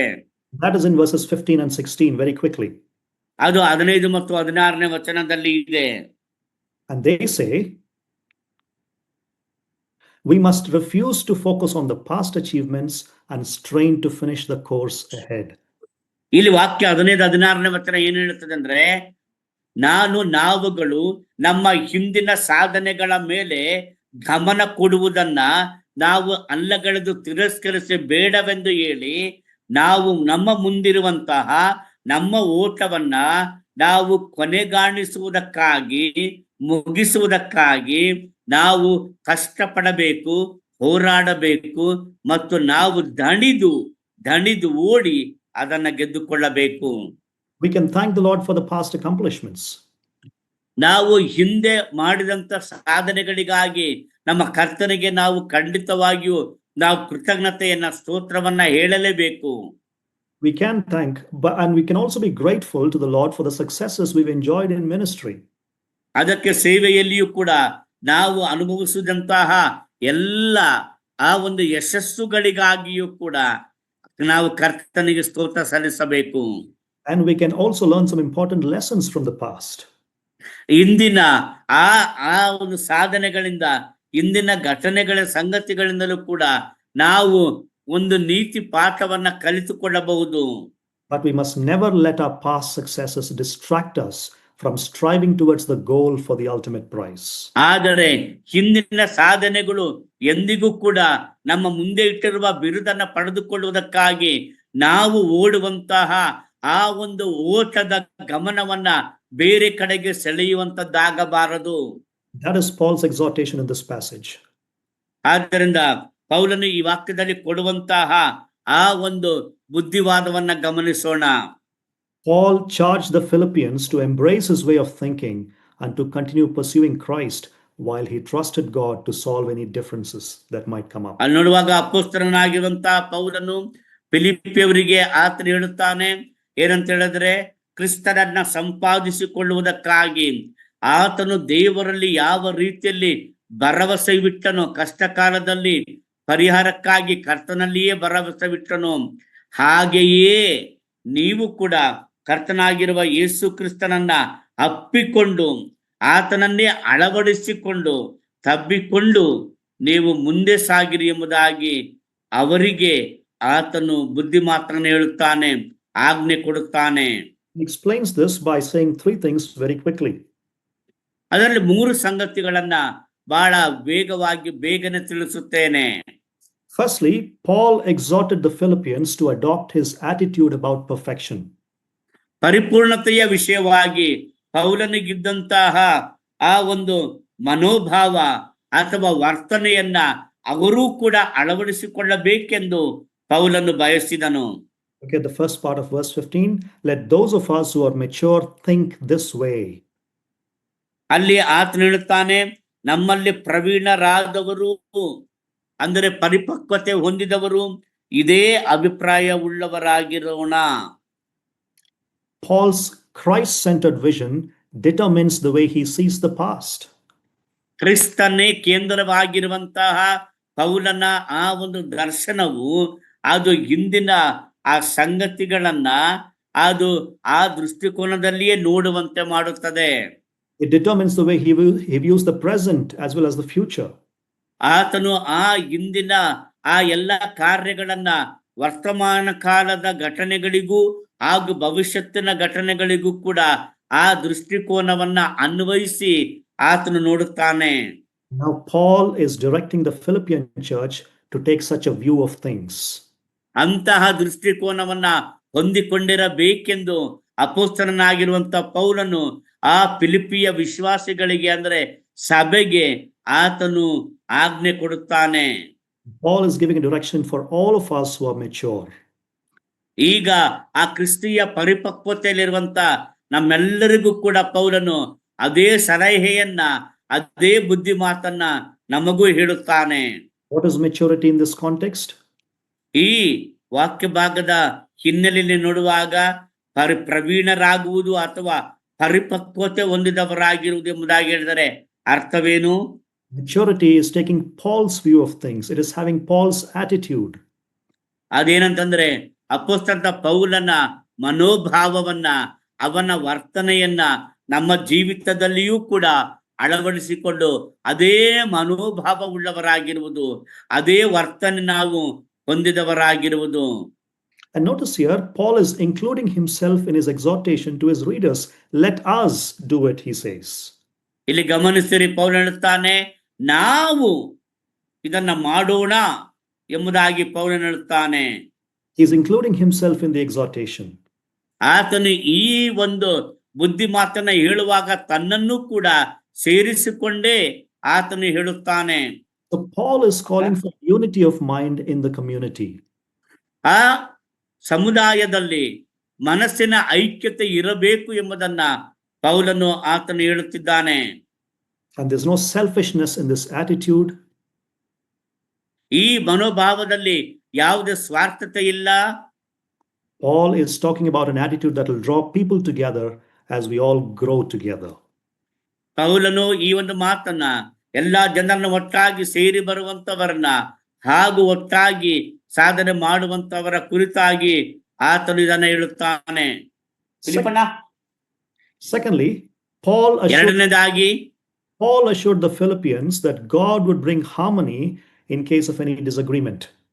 ಯಾವುದಾದರೂ ಆ ಒಂದು ಅಭಿಪ್ರಾಯಕ್ಕೆ ಒಪ್ಪಿಗೆ ಆಗದಿದ್ದರೆ ಪೌಲನು ಅದಕ್ಕೆ ಸಂಬಂಧಪಟ್ಟ ಹಾಗೆ ತನ್ನ ಆ ಒಂದು ಯೋಚನೆಯನ್ನು ತರುತ್ತಾನೆ. God would bring harmony in case of any disagreement.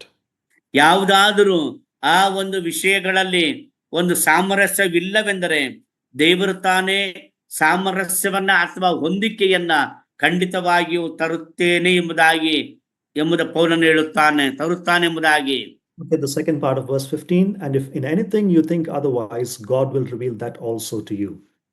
15ನೇ ವಚನದ 2ನೇ ಭಾಗದಲ್ಲಿ ಆತನು ಹೀಗೆ ಹೇಳುತ್ತಾನೆ, ಯಾವನಾದರೂ ಒಂದು ವಿಷಯದಲ್ಲಿ ನೀವು ಬೇರೆ ಅಭಿಪ್ರಾಯ ಉಳ್ಳವರಾಗಿದ್ದರೆ ಅದನ್ನೂ ದೇವರು ನಿಮಗೆ ತೋರಿಸಿಕೊಡುವನು.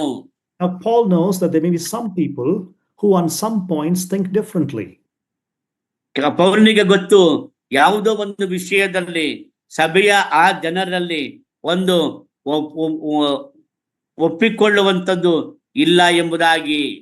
Paul is not referring here to some major differences. ಇಲ್ಲಿ ಪೌಲನಲ್ಲಿ ಯಾವುದೇ ಒಂದು ಆ ಪ್ರಾಮುಖ್ಯವಾದ ಪ್ರಧಾನವಾದಂತಹ ಆ ಒಂದು ಆ ಭಿನ್ನಾಭಿಪ್ರಾಯಗಳ ಕುರಿತಾಗಿ ಮಾತನಾಡುತ್ತಾ ಇಲ್ಲ.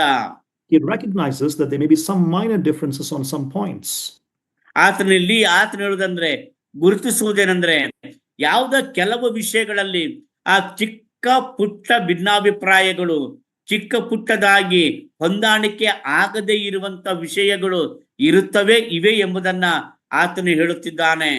So he allows his readers the freedom to discover how to develop a mature attitude. ಈ ವಿಷಯದಲ್ಲಿ ವಿಶ್ವಾಸಿಗಳು ಅವುಗಳನ್ನ ಬಗೆಹರಿಸುವುದಕ್ಕಾಗಿ ಯಾವ ರೀತಿಯಾದಂತಹ ಆ ಒಂದು ಪರಿಪಕ್ವತೆಯುಳ್ಳ ಮನಸ್ಸನ್ನ ಹೊಂದಿರಬೇಕು ಎಂಬುದಾಗಿ ತಿಳಿಸುತ್ತಿದ್ದಾನೆ. Gives them the freedom to discover how to develop a mature attitude in these matters. ಅದಕ್ಕೆ ಪರಿಹಾರವನ್ನ ಕಂಡುಕೊಳ್ಳುವುದಕ್ಕೆ ಆತನು ಸ್ವಾತಂತ್ರ್ಯವನ್ನ ಆತನು ಕೊಡುತ್ತಾನೆ. ಪರಿಪಕ್ವತೆಯುಳ್ಳ ಮನಸ್ಸುಳ್ಳವರಾಗಿ ಅದನ್ನು ಬಗೆಹರಿಸಬೇಕು ಎಂಬುದಾಗಿ ಅವರೇ ನಿರ್ಧರಿಸುವಂತಹ ಸ್ವಾತಂತ್ರ್ಯವನ್ನ ಅವರಿಗೆ ಕೊಡುತ್ತಾನೆ. Paul says God will reveal that also to you. He is fully confident that God will make it clear to them how to handle these differences.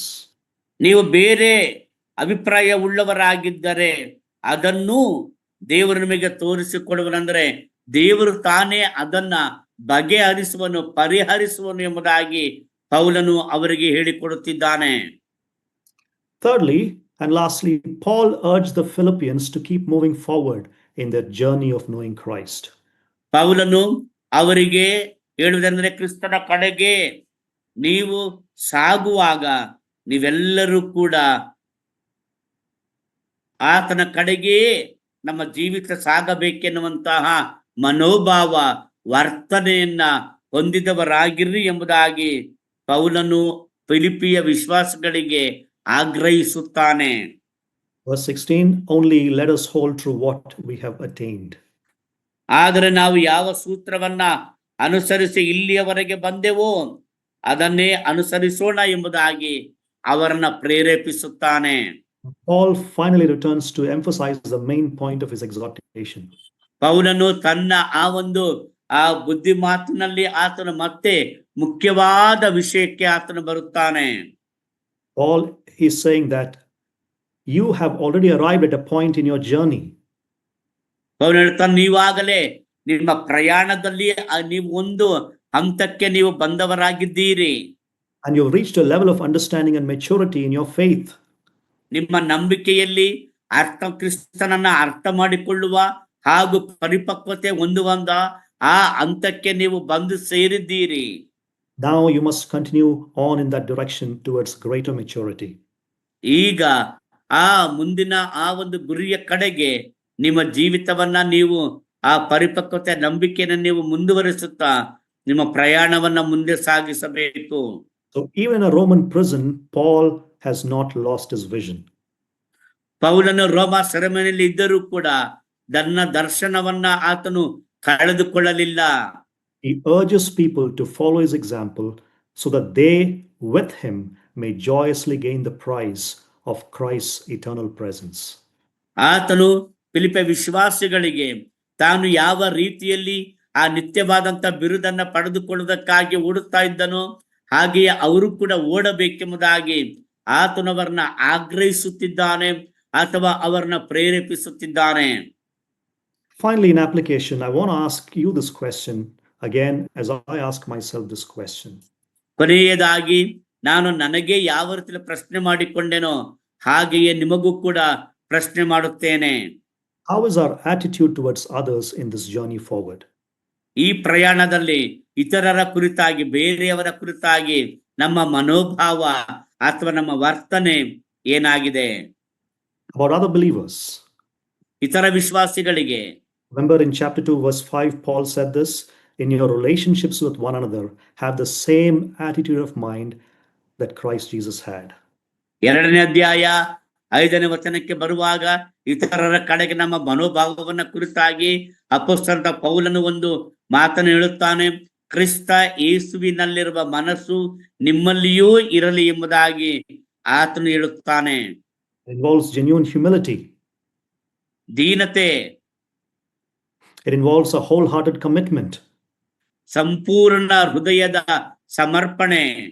It involves a unity of mind in the assembly and among the assemblies of God's people. ಅದು ಸಭೆಯೊಳಗೂ ಇತರ ಸಭೆಗಳಲ್ಲಿರುವಂತ ದೈವ ಜನರೊಂದಿಗೂ ಹೊಂದಿರಬೇಕಾದಂತ ಸಾಮರಸ್ಯವನ್ನ ಅದು ತಿಳಿಸುತ್ತದೆ. It never involves a self-centered attitude. ಯಾವತ್ತಿಗೂ ಕೂಡ ಸ್ವಾರ್ಥತೆಯಿಂದ ತುಂಬಿದ ಮನೋಭಾವವನ್ನ ಹೊಂದಿಕೊಳ್ಳಬೇಡಿರಿ. Thinks about others and works for the blessing of others. ಇತರರನ್ನ ಕುರಿತಾಗಿ ಆಲೋಚಿಸಿರಿ, ಇತರರ ಆಶೀರ್ವಾದಕ್ಕಾಗಿ ನೀವು ಕಷ್ಟಪಟ್ಟು ಕೆಲಸ ಮಾಡಿರಿ. This attitude draws people together to grow together in knowing Christ more and more.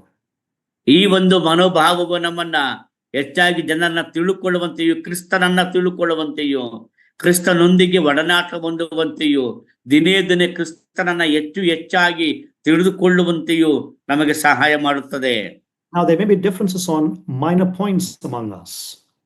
ನಮ್ಮ ಮಧ್ಯದಲ್ಲಿ ಅನೇಕ ಚಿಕ್ಕ ಚಿಕ್ಕ ವಿಷಯಗಳಿಗಾಗಿ ಬೇರೆ ಬೇರೆ ಅಭಿಪ್ರಾಯಗಳು ಬರಬಹುದು. But let us look to God for his guidance in those matters and allow him to do his patient work among us. ಆ ಎಲ್ಲಾ ವಿಷಯಗಳಲ್ಲಿ ದೇವರು ತಾನೇ ಸಹಾಯ ಮಾಡುವಂತೆಯೂ, ತನ್ನ ಕೃಪೆಯಿಂದ ಆತನು ಈ ಎಲ್ಲ ಕಾರ್ಯಗಳನ್ನ ಬಗೆಹರಿಸಿಕೊಡುವಂತೆಯೂ ನಾವು ಆತನಲ್ಲಿ ಮೊರೆ ಇಡೋಣ. So how is our attitude towards others in this journey forward? ಈ ಒಂದು ಪ್ರಯಾಣದಲ್ಲಿ ಇತರರ ಕುರಿತಾದಂತಹ ಆ ಒಂದು ಮನೋಭಾವ, ವರ್ತನೆ ನಮ್ಮದು ಹೀಗಿದೆ.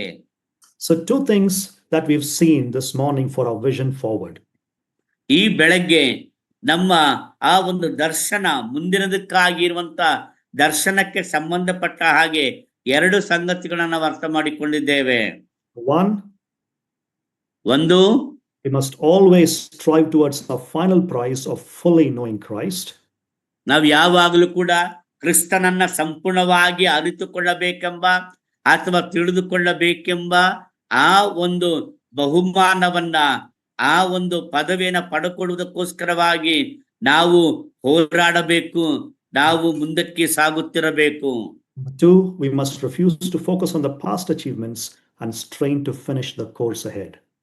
ಎರಡನೇದಾಗಿ, ನಮ್ಮ ಹಿಂದಿನ ಸಾಧನೆಗಳನ್ನ ನಾವು ಮರೆತು ಬಿಟ್ಟವರಾಗಿ ನಾವು ಮುಂದೆ ಇರುವಂತಹ ಸಾಧಿಸಬೇಕಾದ, ಮುಗಿಸಬೇಕಾದ ಓಟದ ಕಡೆಗೆ ಗಮನ ಕೊಡೋಣ. So brothers and sisters, ಪ್ರಿಯ ಸಹೋದರ ಸಹೋದರಿಯರೇ, this milestone year, I want to say this once again, as I say this to myself, pursue Christ. ಈ ಒಂದು ಮೈಲಿಗಲ್ಲಿನಲ್ಲಿ ನಾವು ನಿಂತಿರುವಾಗ ನನಗೆ ನಾನು ಹೇಳಿಕೊಂಡ ಹಾಗೆ ನಿಮಗೂ ಕೂಡ ಹೇಳುತ್ತೇನೆ. Pursue Christ with all your heart and all your zeal and all your strength. May the Lord bless you all and thank you for your patience.